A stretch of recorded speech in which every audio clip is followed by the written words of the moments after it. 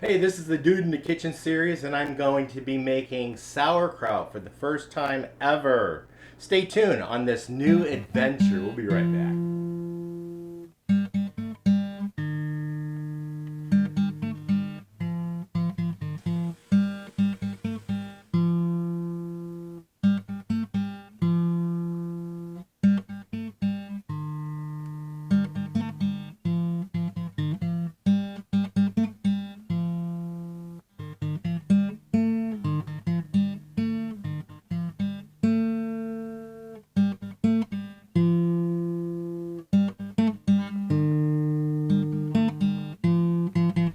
Welcome back to Pine Meadows Hobby Farm. I'm your host, Jerry Hansen. Dude in the Kitchen series. It's harvest time. There's a lot going on. Hunting season's coming up pretty quick. I'm starting the whiskers for my hunt. Yeah, don't need the whiskers for the hunt, but I'm starting them anyway. And so that's what this is about. I am going to be making sauerkraut. I planted some cabbage this year and I grew some very fine heads and I harvested them. I also harvested some grape leaves, so I'm going to use those in the recipe. So follow along and I'll share with you guys how I'm using them. I got that recipe from this book I had on my shelf. My wife and I purchased this book some time ago, and it's really the only book I have in my library that actually has a sauerkraut recipe. So I'm going to follow this recipe instead of the online ones because I have the book. So technically this recipe is only 3 ingredients. Cabbage, carrots for color, and salt. But I'm using pickling salt. Don't use iodized salt. So I'm using this Morton pickling salt that I have in my inventory. And I'm going to have these 3 big cabbage heads. The tools I'm using are, I have 2 of these great big giant stainless steel bowls. I got them from the thrift store in my treasure hunting series. I paid $4.29 each for these from Goodwill. And then I have this slicer, which I'm going to be able to thinly shred the cabbage. And this was a gift from my sister. See a previous episode. I'll leave a link that you guys can see the episode. It talks about how I got this. It came from the thrift store also. $5. Yeah. The scale, I have this weight scale. I need to measure it in ounces. And you add salt by weight. So you determine how much weight your total cabbage is. So I'm weighing the cabbage. And I'm doing it in ounces. It's 101.65 ounces. Now they recommend you put 2% of that weight as salt. So I'm going to divide that amount by 0.02, which gives me 5.083 ounces of salt that I'm going to be needing to add. So it's all weighed out. We're ready to go. And let me share the other tools I'm going to use in this process. I got these 64-ounce mason jars. These are half gallons. And then I went online and I purchased these bubblers. These allow for fermentation, so it allows gas to escape. You fill this with water, but it doesn't allow bacteria to go into the unit. And I built these on another video, so I'll leave a link to that video on how I built these. And I also went down and picked up these little 4-inch jars. I washed them and filled them with water. These are going to be weights because they fit perfectly inside the mouth of those big jars. And they're going to weight down the ingredients to keep them below the brine so they sit there and ferment underneath the liquid. So that's what these are for, weights. And over here I have my cutting board, my knife, and my other stainless steel bowl to quarter the cabbage. And then once I quarter it, I'll just put the shredded cabbage in the other bowl. And over here I have my shredder attachment applied to my KitchenAid appliance, because we're going to shred some carrots for color and a little bit extra flavor and vitamins. So let's get started and process this cabbage. I got to quarter it up. Then I remove the core, but we're saving those because we can shred them in the shredder. Sauerkraut is healthy for the body. It enhances the intestinal health. It promotes the growth of beneficial intestinal organisms and improves your nutrient absorptions within your gut. It's also high in antioxidants and vitamin C.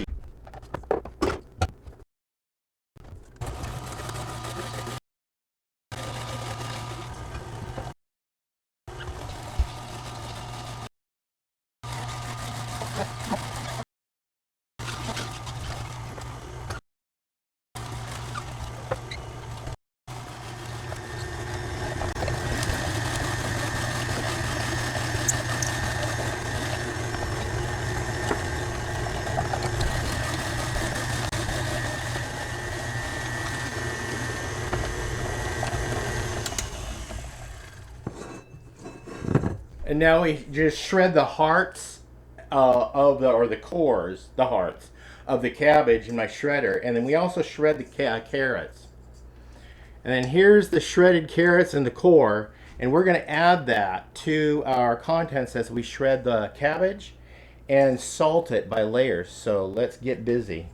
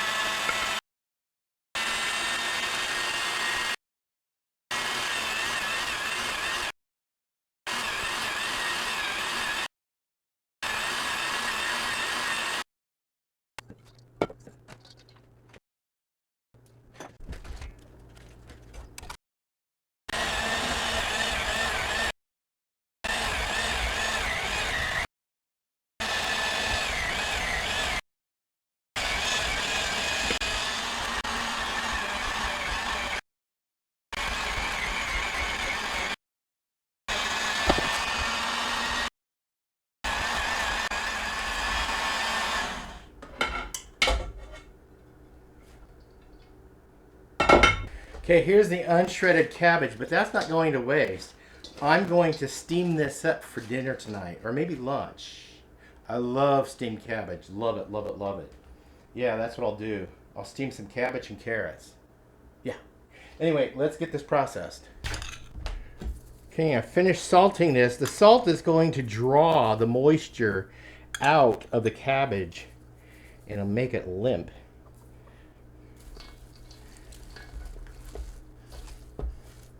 Okay, I'm going to let that sit there and rest for about an hour, and then I'll be back, and we're going to bruise it.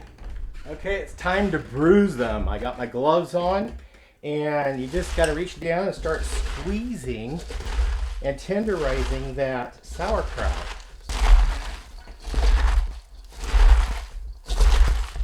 Layering the salt in there, make sure it doubles as making sure it's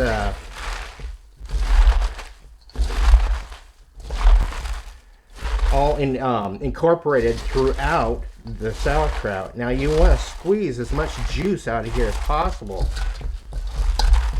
because this cabbage is loaded with water.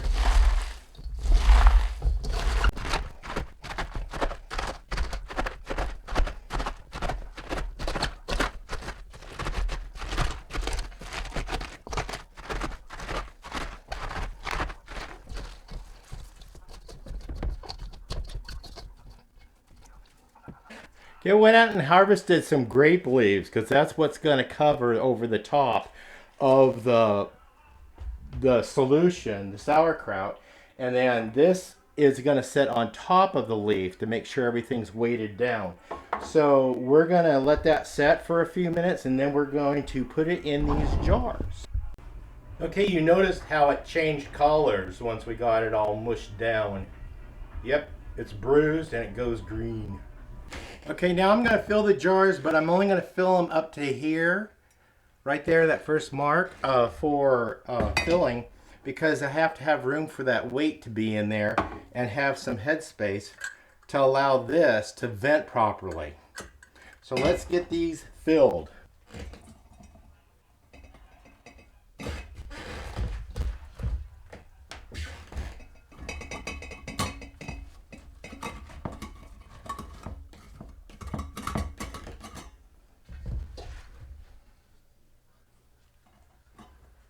Now these are not the jars they're going to be stored in. I'm actually going to can this, so I'm going to can them into quart jars. Maybe another jar. We'll see. Yeah, I'm only going to get 1 gallon out of those 3 heads. That's all right, because when I can them down into smaller jars, it'll give me more to eat throughout the year until my next cabbage harvest. Yeah, we're going to mash these down. I'm just going to do 2 jars. That's all I need to do.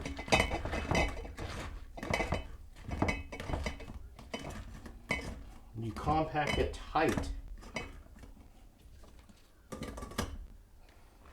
I'm going to use the handle of this baster to pack it down.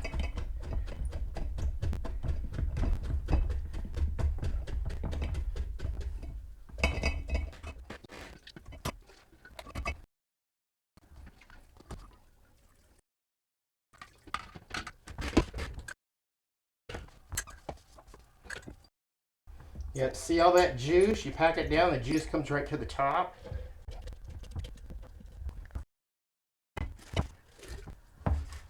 Now I rinse these.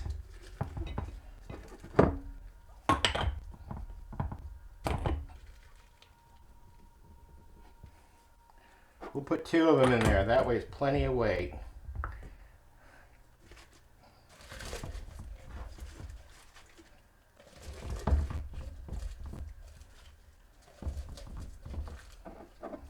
And this one will only get 1.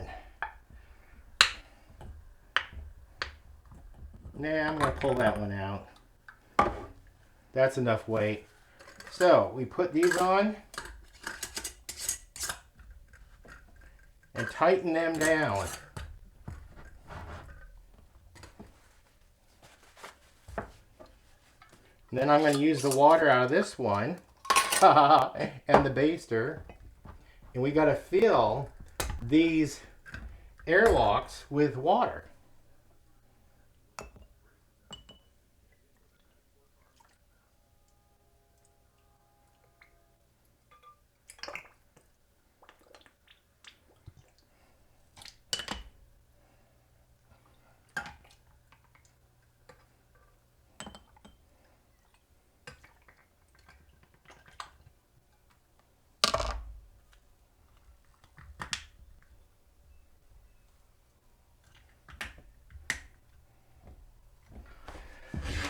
That part's done. Now, following the USDA guidelines, you want to set these aside in room temperature 70 to 75 degrees Fahrenheit. In about 3 to 4 weeks, it should come to full fermentation. And so I'm going to set them right here because they fit. They're out of the way. And we can watch them and see the bubbling process, and also maintain them if I have to, like pushing the little weight jars down and make sure that cabbage is all submerged under its juices. So stay tuned to the next process. I'll be back in 4 weeks, and we'll do a taste test, and we'll also can it. Yes, we'll be back. Okay, now it's been 4.5, 5 weeks. For step 1 of making the sauerkraut. Now we end up, it looks like it's finished fermenting, so we're going to end up canning it today. I have my 4 clean jars and rings. I have my jar lids, and they're cleaned. Fork, my jar lifter, my debubbling wand, and in case I need it, my little wand to lift with a magnetic end to lift the lids. My food funnel for the jars. My water bath canner, the book from which I got instructions on how to make sauerkraut to begin with, because I've never made it before. It comes out of this book. It's loaded with all kinds of information. Also, canning time instructions for the elevation we live at. And this is for sauerkraut from the National Center for Home Food Preservation. The owner's manual to my granite-ware enameled canner with a rack. Now, since I've never done sauerkraut before, I was researching and I discovered there's many ways of preserving sauerkraut. One way is just to make it fresh, just like this, let it ferment, and then put a lid on it, stick it in your refrigerator, and eat it up within a month or two. And another way is to can it. And I'm going to can it. It stops the fermentation, and then it also gives a longer shelf life in the jars on a shelf in a cool, dark, dry place. And that'll last for a couple of years. But just storing in the refrigerator will only last a couple of months. So I don't know how long it will be before I can get to all of this product. Maybe not long at all. I haven't even sampled it yet. Now, I did make 2 half-gallon jugs full of sauerkraut. When I pulled them out to get them ready to do the canning process, I discovered mold had set in on the top of the other one. So I took that out to the compost pile, and it's out there composting. Don't even try moldy food. So I'm referring to the water bath canning of this particular piece of equipment. And I found that there is both online recipes, and in the books I have, they have varying instructions on water bath canning. Now, since sauerkraut is a high acid food, you can water bath. You don't need to pressure can it. Low acid foods you will need to pressure can. But this one, we're just gonna can it. Now, as far as the instruction goes for these, they vary on water level of these cans. We're going to talk a minute about water level on a water bath canner and following the instructions from the manufacturers. That's why I keep this. This is from the folks that came with the pot. This is from the makers of it. Now, for some recipes and some instructions, they call for you to put, and I have pint jars, to have at least 2 inches of water over the top of the jar lid. Now, I've done that in the past with others because I used other water bath canners, not this one. And I find that I run into some problems. And I know other canners do too, and that is, with so much water in there, it causes the water to start, the contents of your product to siphon out. And then you get food debris in the lip to prevent a seal, and it won't reseal. And sometimes you just lose your product. It becomes dry. All the fluid comes out. So what you're trying to do is just heat the inner temperature of the food, creating heat in there, and setting it long enough to kill all the pathogens and bacteria. That's what you're attaining to do. And it varies from elevation to elevation. Now, with this particular canner and the instructions from here, it says to put for 4 pint jars, which is what I'm doing, put 3.5 inches of water in there. Now, 3.5 inches of water come within that far from over the lid or even reaching the lid. That's okay, because you're creating a steam environment in there, and it's going to kill any pathogens in there. So I'm following the instructions from the manufacturer on this. And for this cooker, For pint jars sitting in the rack on the bottom, filling it up, it's 3.5 inches right to this first line.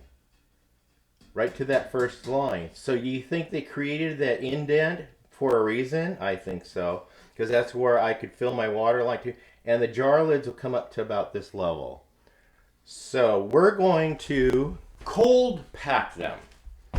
And you can hot pack them. That's hot packing is cooking the ingredients, your slaw, putting it into hot jars, putting hot lids on there, putting it in the water bath canner for a set period of time, and then taking them out of there, putting them on a safe surface and let them cool down for 24 hours. That's hot pack. Cold pack and raw pack are two other methods. I'm doing a cold pack, which I'm just taking it straight from this jar that's room temperature.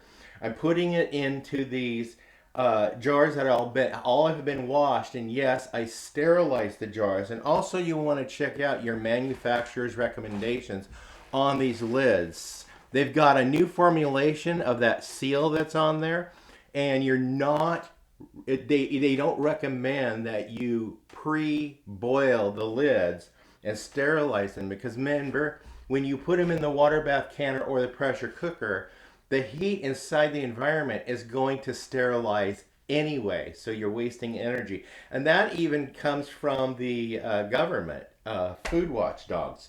So they say it's just a waste of time to pre-sterilize. Just wash them, make sure they're clean. You can sterilize them if you want, but beware, watch manufacturer's instructions. You could destroy the seal before you even get it on the jar.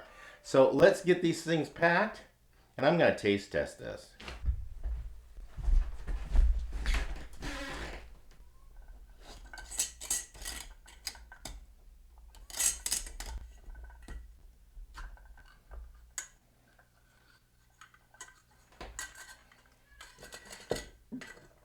Take my weight out of there.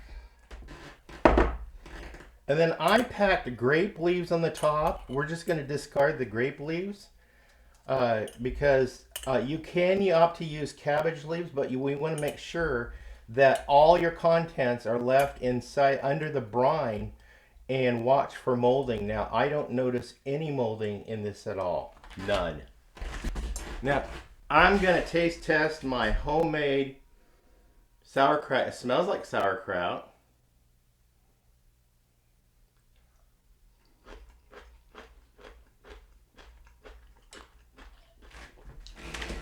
It's sauerkraut.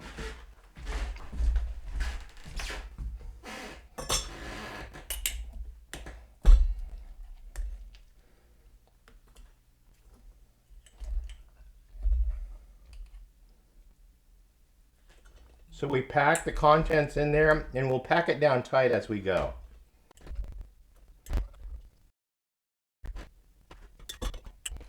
Take my debubbler wand and work it out and make sure there's no bubbles in there.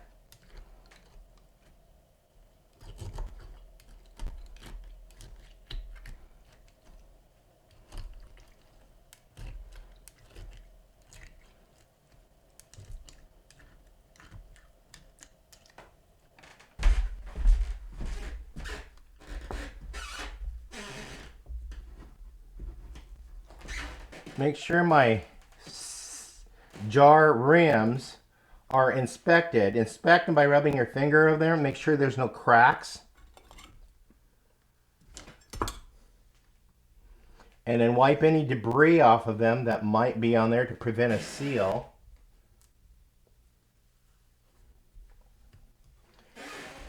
Place my clean lids on there.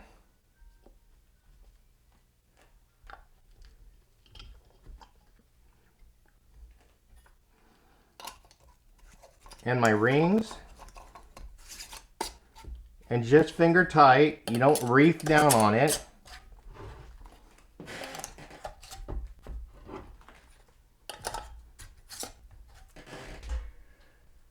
Now I'm canning them, they're room temperature. So they're room temperature. I haven't got the water heated. The water's room temperature. So what we're going to do, or what I'm going to do, is set these down, turn the heat on, and let it all come to temperature and start boiling And then once it boils, that's when I start making my countdown. See, and that's all the water space you need for this type of canner. I'm going to put it on high and watch it and wait it to boil. Okay, it just started bubbling, so double check my time. 4-pint jars, 3.5 inches of water, and 25 minutes.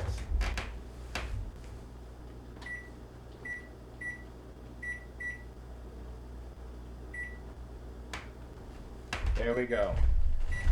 Okay, time's up. Turn the heat off. Let it cool. Open your lids like this so you don't get steam in the face.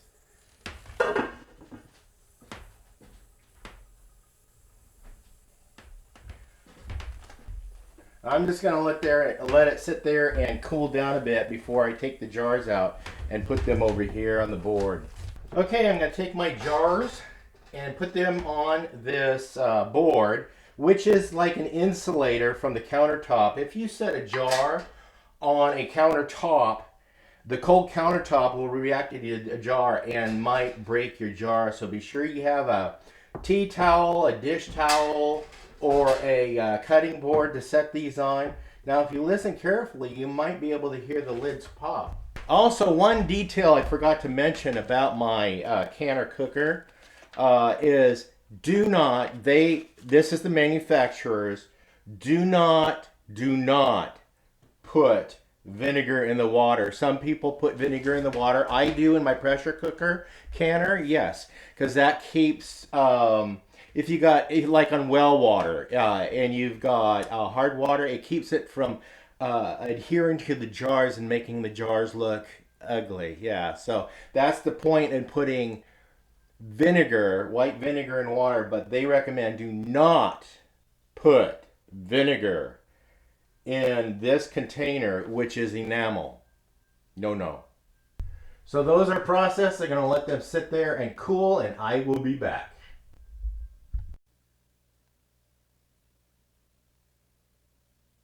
Well, all the jars, their lids pop down, so they are sealed. And that's what we're looking for, is to heat them up, kill any bacteria, and seal it. And then this will have a stable shelf life. Be held in a cool, dark, dry place. Oh, this won't last a year, but you could store it for quite a while.